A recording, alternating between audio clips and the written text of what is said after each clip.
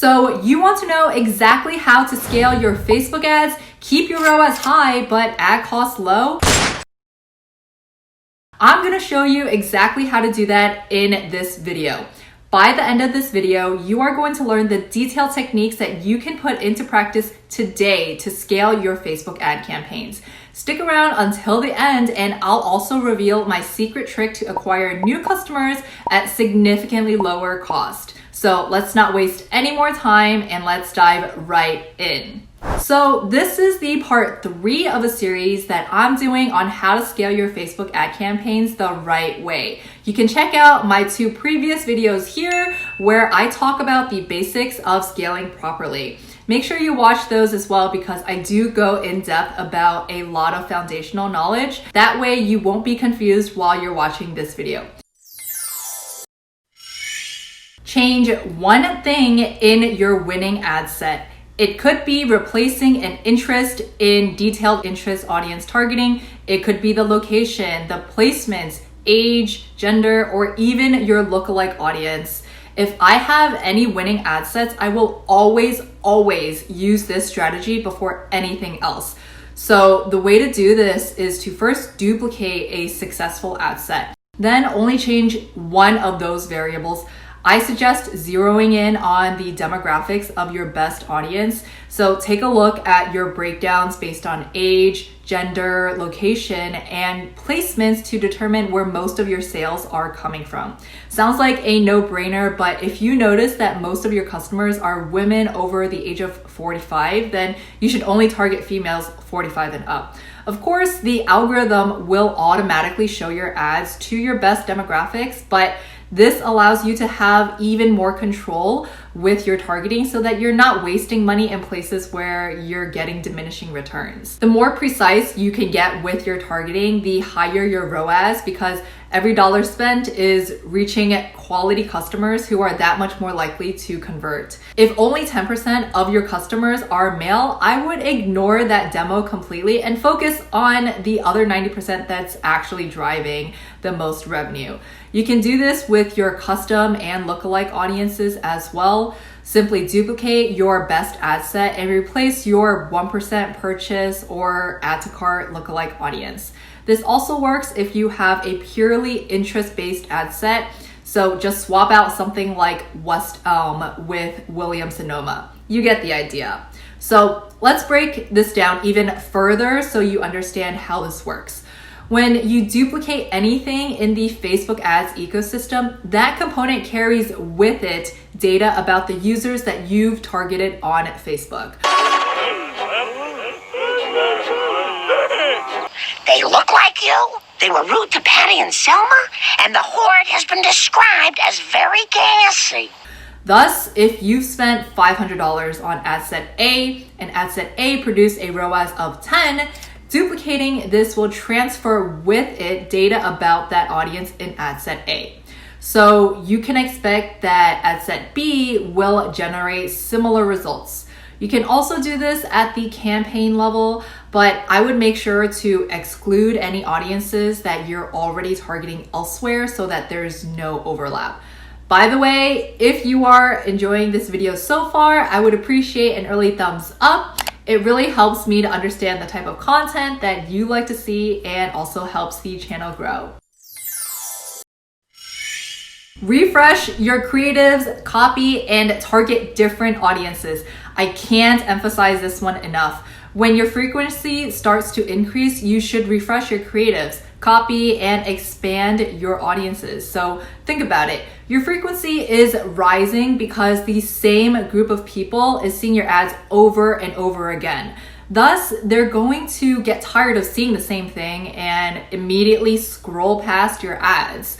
What you'll notice is that your CPMs will go up along with your cost per result. Your CPM increases when you're either targeting a very competitive audience or your ads are not relevant to the people you're showing them to. Now, you don't want people to see your ad repeatedly, tap those 3 dot icons, and report your ad as not relevant. Because when that happens, Facebook considers that feedback and will then punish you by charging you more for your ads because you're effectively ruining users' experience on the platform.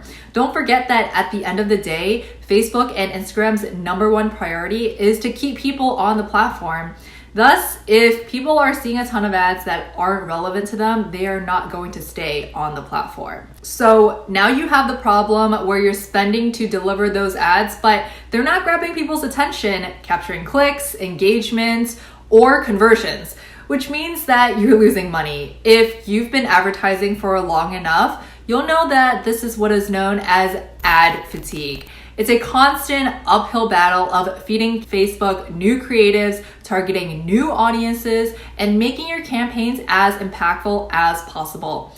There is an inverse relationship between your audience size and how often you need to refresh creatives.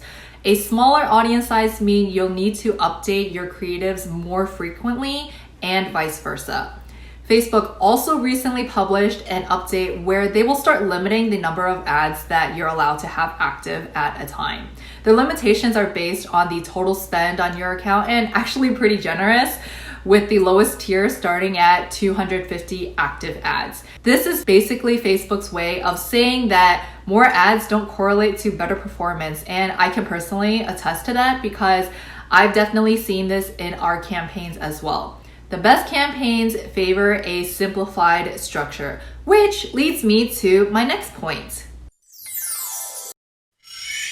Dynamic creative.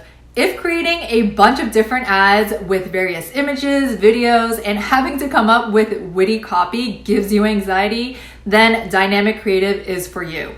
This is a great way to test different creatives, ad copy, and headlines all at once without having to manually create 5 individual ads for one audience. You can test up to 10 different creatives, 5 primary text options, 5 headlines, and 5 descriptions. That's up to 1,250 different ads that Facebook automatically creates for you. Now, you don't have to use this many, but that's how many options Facebook gives you. Facebook will then mix and match those variables to create different combinations of ads for you. You'll also notice that when creating your ads using dynamic creative, it will appear as the only item within that ad set, but don't worry. Facebook knows that you're using dynamic creative, so it will create different versions when delivering your ads, and it will also optimize those variations for each person based on how they perform. The only downside in using dynamic creative is that you're unable to pinpoint which ads are performing better than others. With that said, if you have certain creatives or offers that you'd like to test, I suggest creating those ads separately and split testing them without using dynamic creative. But overall, this is an amazing feature, definitely one of my favorites that I highly recommend that you take advantage of. It's also a great way to control your frequency because it tends to be almost evergreen and can run for a while without negatively impacting performance or having to refresh your creatives. Just plug in the images or videos and media and text that you'd like and let Facebook do its thing. Expanding your lookalike audiences beyond 1 to 2%. Don't be afraid to expand outside of your core 1 to 2% lookalike audiences when scaling.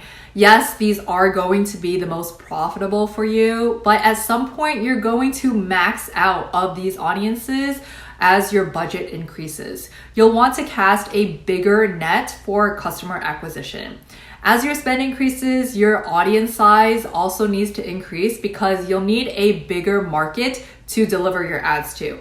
And it makes complete sense, right? When you're spending $2,000 a day in one campaign, you definitely want to try those 3, 4, and 5% lookalike audiences and beyond that. Now, I promised to reveal my trick to acquire new customers at lower cost, and I'm going to explain how to do that.